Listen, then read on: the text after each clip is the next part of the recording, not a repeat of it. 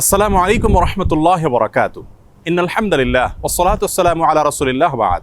সুপ্রিয় দর্শক, সূরা ইসরার ৮২ নম্বর আয়াতে আল্লাহ তাআলা ইরশাদ করেছেন, ওয়া নুনাজ্জিলু মিনাল কুরআনি মা হুয়া শিফাউন ওয়া রাহমাতুল লিল মুমিনিন। যার অর্থ হলো, আমি কোরআনে কারীমের এমন সব আয়াতসমূহ, সূরাসমূহ নাজিল করি যার মাঝে রয়েছে ঈমানদারদের জন্য আরোগ্য লাভের মাধ্যম এবং তাদের জন্য রহমত তথা আল্লাহর পক্ষ থেকে করুণা। আয়াতের ব্যাখ্যা মুফাসসিরদের অনেকেই বলেছেন, এখানে আল্লাহ রাব্বুল আলামিন আত্মিক রোগসমূহ থেকে আরোগ্য লাভের মাধ্যমের কথা বুঝিয়েছেন, অর্থাৎ কোরআনের প্রেসক্রিপশনকে অনুসরণ করার মাধ্যমে মানুষ প্রকৃত মানুষে পরিণত হয়, মানবীয় গুণাবলী অর্জন করে মানুষ আল্লাহর রাব্বুল আলামিনের প্রিয় পাত্রে পরিণত হয়।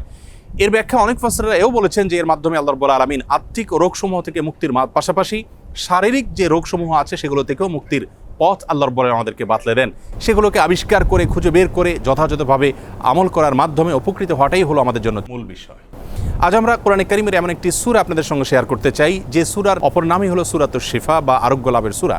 আর সে সূরা হলো আমাদের সকলেরই অতি পরিচিত সূরাতুল ফাতিহা।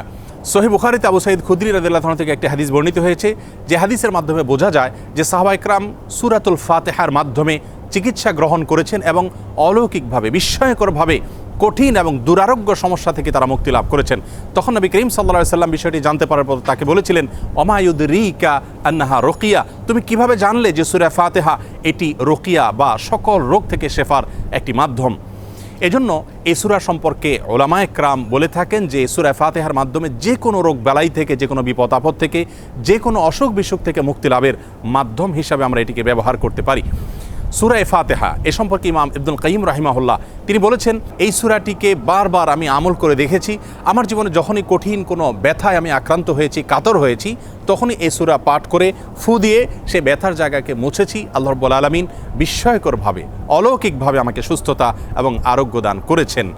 আমি ব্যক্তিগতভাবে আমার কথা বলতে পারি যে আমার বাসায়, পরিবারে আমার বাচ্চাদের যখন কোনো অসুখ বিসুখ হয়েছে, কখনো কোনো সমস্যা দেখা দিয়েছে, তৎক্ষণাৎ আমি সূরা ফাতিহা পাঠ করে তাদেরকে ফু দিয়েছি, তাদের শরীরে মুছেছি এবং সঙ্গে সঙ্গে আল্লাহ রাব্বুল আলামিন বিস্ময়করভাবে আমাকে উপকারিতা দিয়েছেন। আর এরকম ঘটনা আমার জীবনে ২-৪ বার নয়, বরং অগণিতবার ঘটেছে। এজন্য সূরা ফাতিহা এটিকে যদি কেউ যথাযথভাবে আমল করতে পারেন, সে আস্থা এবং বিশ্বাস আল্লাহ তাআলার প্রতি থাকে, তাহলে সেক্ষেত্রে অবশ্যই এর মাধ্যমে যে কোনো দুরারোগ্য ব্যাধি থেকে পর্যন্ত আমরা আরোগ্য লাভের মাধ্যম হিসাবে এটিকে ব্যবহার করতে পারি। হাদিসে কুদসিতে আল্লাহ রাব্বুল আলামিন বলেছেন, আনা ইনদা যন্নি আবদি বি, বান্দা আমার প্রতি যেমন ধারণা করবে আমি তার প্রতি সেরূপ আচরণ করব। অতএব পরিপূর্ণ আস্থার সাথে, বিশ্বাসের সাথে যদি কেউ যে কোনো অসুখ বিসুখ থেকে, যে কোনো ব্যাধি থেকে মুক্তি লাভের জন্য সূরা ফাতিহাকে পাঠ করেন, সেটি পাঠ করে কোনো পানিতে, তেল ইত্যাদিতে ফু দিয়ে সেটি যদি ব্যবহার করেন, প্রয়োগ করেন, অথবা শরীরের কোনো জায়গায় অসুখ দেখা দিলে এটি পাঠ করে যদি ফু দেন সেই জায়গায় বা মোছেন, ইনশাআল্লাহ বিইذনিল্লাহ আল্লাহ তাআলা তাকে ওই রোগ থেকে মুক্তি নসিব করবেন। এবং এটি হাজারো লাখো উলামায়ে কেরাম এবং ঈমানদারদের পরীক্ষিত একটি আমল। আমরা এই আমলটি যে কেউ করতে পারি। আমরা অনেকে মনে করি এই সমস্ত সূরার মাধ্যমে আরোগ্য লাভের জন্য বোধহয় কোনো মুত্তাকি পরহেজগার মানুষ দিয়ে এগুলো পাঠ করাতে হয়।